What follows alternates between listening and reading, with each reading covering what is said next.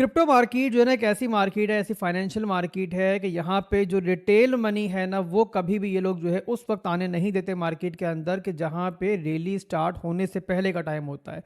जो market makers हैं, जो वेल्स होते हैं, उनकी ट्राई होती है कि रिटेल मनी जो है मार्केट में तब इंटर हो कि जब बहुत देर हो चुकी हो। आप लोग अगर लास्ट जो रैली मिली है हमें नवंबर के महीने की, आप उसे स्टडी करो तो आपको दिखाई देगा कि उससे पहले भी सिचुएशन इतनी बुरी ना सही बट बहरहाल बुरी ज़रूर थी। और वहाँ पर भी लोगों को उम्मीद जो है वो कम ही हो चली थी। 6 से 7 महीने तक मार्केट जो है कंसोलिडेट करती रही थी और ऊपर नहीं जा रही थी। बिटकॉइन फिर भी जा रहा था, बिटकॉइन इतना डंप नहीं कर रहा था, बट ऑल्ट कॉइन्स वहाँ पर भी बर्बाद ही थे।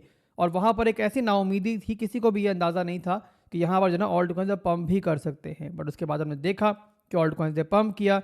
वहाँ पर भी लोग जो है नीचे की बातें ही कर रहे थे, बट जब यहाँ पे रिटेल मनी को अंदाज़ा हुआ कि भाई मार्केट तो वाकई में एक्चुअल पंप कर चुकी है और यहाँ पे ऑल्ट कॉइन्स बहुत ऊपर जा चुके हैं, तो वहाँ पे सब ने फिर लेट एंट्रियाँ मारी। अब जिन लोगों ने वहाँ लेट एंट्रियाँ मारी ना, वही लोग हैं जो इस टाइम सबसे ज़्यादा पैनिक है। ये मार्केट की वो कैटेगरी है जो हमेशा टॉप पे जाती है मार्केट के अंदर और डाउन पर जो है ना पैनिक होकर सेल करती है। सबसे ज़्यादा फोमो भी यही कैटेगरी क्रिएट करती है और सबसे ज़्यादा पैनिक भी यही कैटेगरी क्रिएट करती है। इस टाइम जो कमेंट्स के अंदर सिचुएशन बनी हुई है, जो हाल बना हुआ है, माहौल बना हुआ है, मेरे लिए बिल्कुल नया भी नहीं है और ना ये पहली बार देख रहा हूँ, ना मैं आखिरी बार देख रहा हूँ। मुझे पता है कि यहाँ पर मार्केट अगर 15-20% यहीं से पंप कर जाए, सारे के सारे बुलिश हो जाएंगे अचानक से और हर कोई जो है ना फिर यहाँ पे भूल जाएगा कि पहले क्या सिचुएशन थी।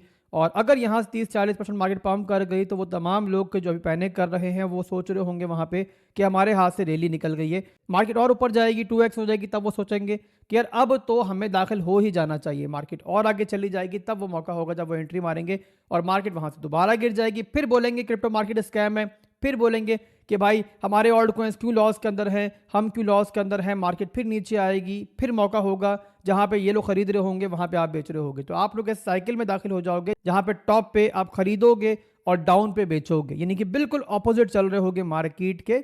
और यही वो मिस्टेक है जब लोग करते हैं, फिर बोलते हैं कि यार हम जब खरीदते हैं मार्केट गिर जाती है और हम जब सेल करते हैं तो मार्केट पंप कर जाती है। पता नहीं मार्केट को हमसे क्या दुश्मनी है। दुश्मनी मार्केट को आपसे नहीं होती, आप खुद को अपने आप से होती है। एनीवेज, यहाँ पे थोड़ी देर पहले जो है ना मैंने टेलीग्राम के ऊपर एक पोल भी करवाया था। कमेंट्स में तो बहुत बुरे हालात हैं, बट देखते हैं कि हमारे टेलीग्राम में क्या हाल है, हमारी कम्युनिटी का क्या हाल है। तो यहाँ पे मैंने सवाल ये किया था कि भाई आप बताओ कि आप इस टाइम क्या सोच रहे हो, क्या बुल मार्केट खत्म हो चुकी है या फिर हम लोग स्टिल एक बुल मार्केट के अंदर हैं और ऑल्ट कॉइन्स का पंप जो है अभी आना बाकी है। अब यहाँ पे थोड़ी देर हुई है इस पोल को, बट बहरहाल जो हमारे पास वोट्स मौजूद हैं उनमें जो रिजल्ट है मेरे लिए थोड़ा सा हैरानकुन है। उसका रीज़न ये है कमेंट्स के अंदर तो बड़े बुरे हाल हैं और यहाँ पर किसी को भी कमेंट्स के अंदर पॉजिटिव बात करते हुए नहीं देख रहा हूँ इन दिनों के दरमियान। अब यहाँ पे रिजल्ट जो है वो ये है कि 74% लोग ये समझते हैं कि हम स्टिल बुल मार्केट के अंदर हैं और ऑल्ट कॉइन्स का पंप आना जो है वो स्टिल बाकी है। इसके अलावा 26% लोगों का ख्याल है कि बुल मार्केट जो है वो ख़त्म हो चुकी है।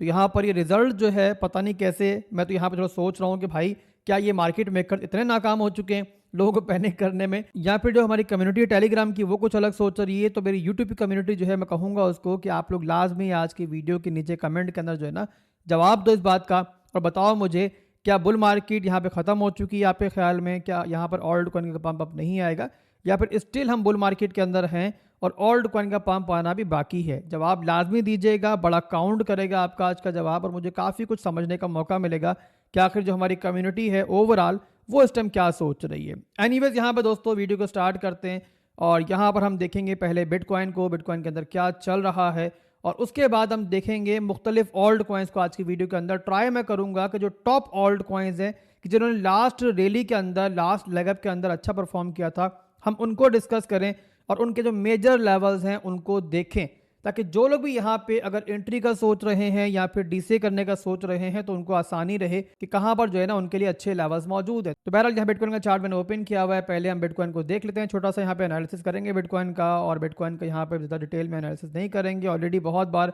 बिटकॉइन के बारे में आपको बता चुका हूँ लास्ट वीडियोज़ के अंदर, और वैसे भी यहाँ वीकेंड चल रहा है तो यहाँ बहुत बड़ी चेंजिंग फिलहाल के लिए अभी तक कोई नहीं हुई है। बहरहाल बिटकॉइन चल रहा है यहाँ पे 96,652 के ऊपर और ओवरऑल डेली के अंदर बात करें एक बहुत बड़ी एक मैसिव रेंज है जिसके दरमियान जो है ना बिटकॉइन ट्रेड कर रहा है बहुत लंबे अरसे से ही। और ये आपको दिख रहा होगा ये पूरी की पूरी जो है बिटकॉइन की डेली की रेंज है और ये इसका जो है ना एक लेवल समझ लो आप लोग जो बनता है हमारा यहाँ पे 1 लाख से लेके लगभग यहाँ पे 1,06,000 का। और एक है हमारा जो लेवल वो ये वाला यानी कि 1 लाख से नीचे, और ये जाता है तकरीबन यहाँ पे हमारा 90,000 की रेंज तक, वही लेवल जहाँ से अभी हमें लास्ट यहाँ पे डम के अंदर एक रिटेस्ट भी मिला था और जहाँ से हमने एक छोटी सी बिटकॉइन की ट्रेड भी 2 दफ़ा ली है। तो यहाँ बहरहाल ये पूरे का पूरा हमारा लेवल है।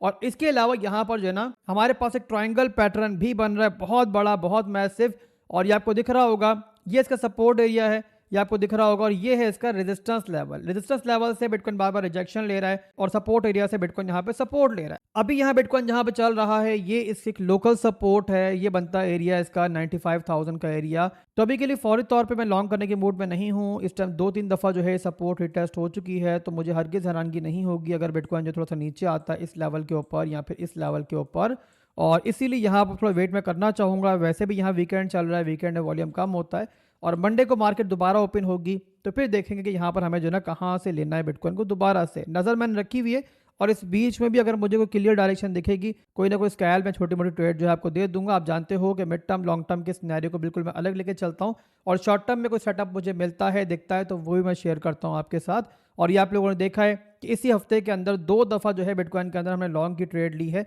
एक दफ़ा हमने डंप के अंदर 94-91,000 के 2 लेवल्स के ऊपर बाइंग की थी और 1 लाख के ऊपर प्रॉफिट बुकिंग की थी। दोबारा बिटकॉइन नीचे आया 95,000 के ऊपर, दोबारा हमने एंट्री ली है परसों, और यहाँ पे दोबारा हमने एग्जिट कर लिया 1 लाख के ऊपर। तो ये बिटकॉइन का फिलहाल के लिए सिनेरियो है, और इसमें नया कुछ नहीं है। इसके बाद हम देखते हैं कुछ ऑल्ट कॉइन्स को। सबसे पहले देखेंगे हम इथीरियम को, जो कि किसी ज़माने में मार्केट की रानी कहलाती थी, और बहुत सारे लोगों के मुताबिक जो ऑल्ट कॉइन्स ने अभी तक इतना अच्छा परफॉर्म नहीं किया, उसका मेजर रीज़न जो है वो इथीरियम है। हिस्ट्री के लिए देखा गया है कि जब इथीरियम अच्छा परफॉर्म करता है तभी ऑल्ट कॉइन्स के अंदर जो है बड़े बड़े मूव्स आते हैं। बट अभी तक हम देख रहे हैं कि इथीरियम ने काफ़ी लोगों को मायूस किया है, और जिस लेवल पे अभी दिख रहा है, बहुत कम लोगों ने एक्सपेक्ट किया था कि इथीरियम जो है इतनी जल्दी नीचे आएगा। और यहाँ पे इथीरियम कहाँ चल रहा है इस टाइम? चल रहा है 2630 के ऊपर, और यहाँ पर दोस्तों बहुत सारे लोग जो है इस टाइम मायूस हैं इसको देखकर, बट यहाँ बहुत सारे फंडामेंटल्स बैकग्राउंड पे ऐसे चल रहे हैं जो यहाँ पर जो है ना कुछ और तस्वीर दिखा रहे हैं।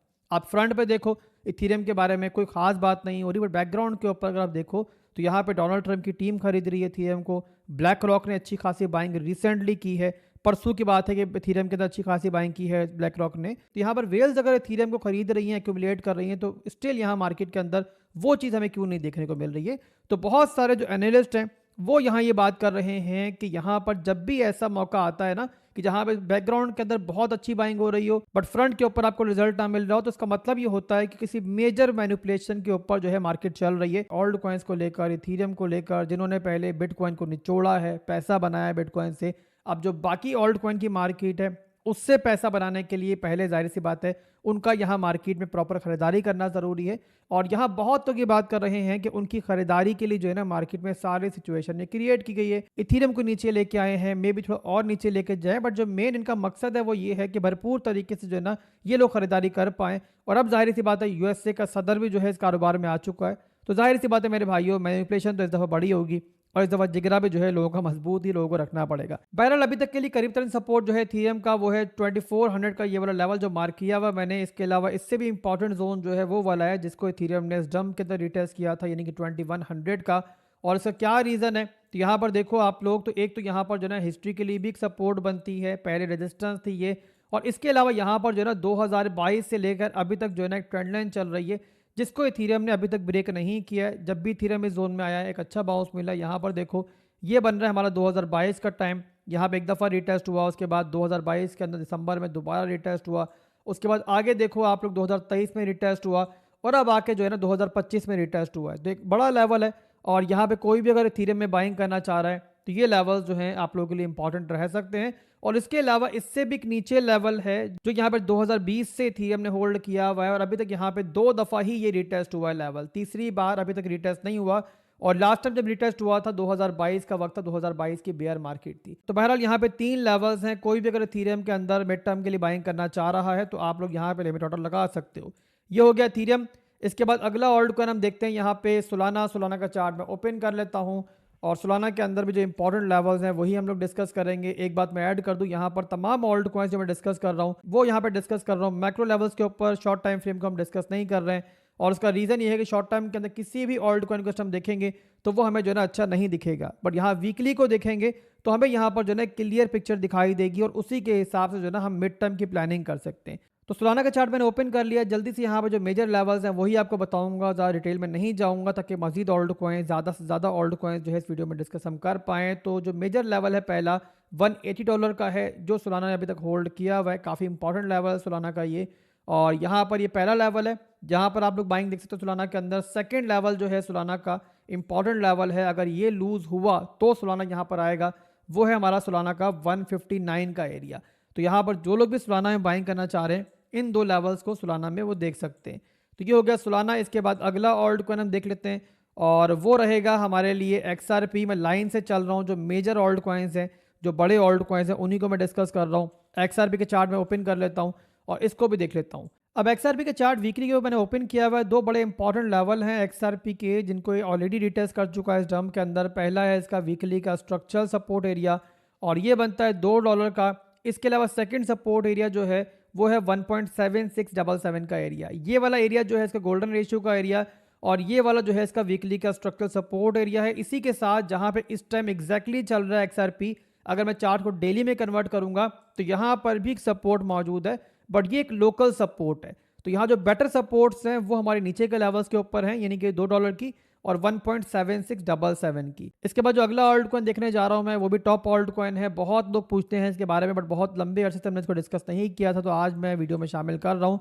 और लास्ट टाइम जब मैंने इसको डिस्कस किया था ना, जो सपोर्ट आपको बताई थी कि ये इसकी मेजर सपोर्ट है, और TRX अगर यहाँ पर आएगा तभी जो है ना कंसिडर कर सकते हैं दोबारा, जिस पर मुझे उम्मीद कम थी कि आएगा। बट एनीवेज जो इस टाइम मार्केट की सूरत हाल है, TRX वहाँ पहुँच चुका है, तो इससे हमें अंदाज़ा होता है क्रिप्टो मार्केट के अंदर, खास तौर पे ऑल्ट कॉइन्स के अंदर, आप ये नहीं सोच सकते कि भाई जहाँ पे ऑल्ट कॉइन मौजूद है उससे नीचे जा ही नहीं सकता। चाहे चांस 1% भी होना, तो आपने हमेशा बाइंग के वक्त जहन में रखना है कि भाई इससे नीचे भी ऑल्ट कॉइन जा सकता है। अगर आप ये सोचोगे तभी आप लोग जो है DCA के लिए कुछ अमाउंट साइड पे रखोगे। याद रखो, ऑल्ट कॉइन्स के लिए खास तौर पे कैश इज द किंग, यानी कि कैश आपके पास इस पेयर में हमेशा होना चाहिए। तो ट्राई किया करो, कम से कम 3 पार्ट्स में एक्यूमुलेट किया करो। और एक गलती और आपने नहीं करनी है, और वो ये है कि अगर आपने DCA करना है तो कभी भी 10% 20% के डम पे नहीं करना है। DCA करने की जो पहली शर्त होती है कि उसका मेजर लेवल जो है होना चाहिए, यानी कि अगर एक डिमांड जोन पे मौजूद है आपका ऑल्ट कॉइन, तो डेली का या वीकली का सेकंड जो मेजर डिमांड जोन होगा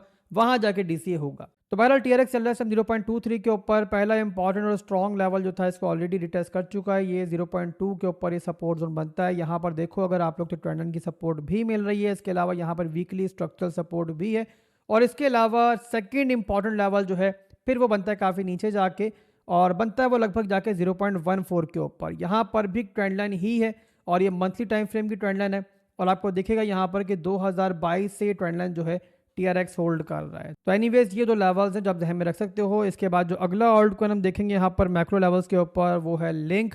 तो लिंक का जो मेजर डिमांड जोन बनता है वो बनता है $15 से लेके $12 का ये वाला एरिया। वीकली का ये स्ट्रक्चरल सपोर्ट आपके सामने है। इसी लेवल के ऊपर जो है हमें यहाँ पर जो है एक स्ट्रक्चर ब्रेक होता हुआ दिखा था लिंक का। ये देख सकते हो यहाँ पे लोअर लो, लोअर है, लोअर लो, ये हाई टूटा, और उसके बाद हाई बनाने के बाद अब ये एरिया जो है इसका वीकली का स्ट्रक्चरल सपोर्ट जोन है। तो कोई अगर लिंक को देखना चाह रहा है तो इस लेवल के ऊपर जो है लिमिट ऑर्डर लगा सकता है।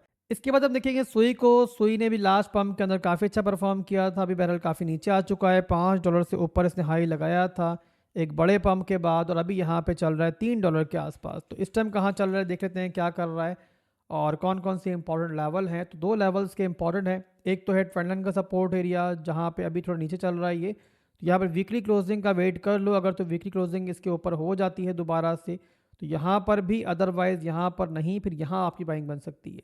ये बनता है इससे गोल्डन रेशियो का एरिया 2.3402 का एरिया। तो लिमिट ऑर्डर लगाना चाहो तो यहाँ पे लगा सकते हो। ये हो गया सुई। इसके बाद जो अगला ऑल्ट कॉइन है वो है यहाँ पे LTC।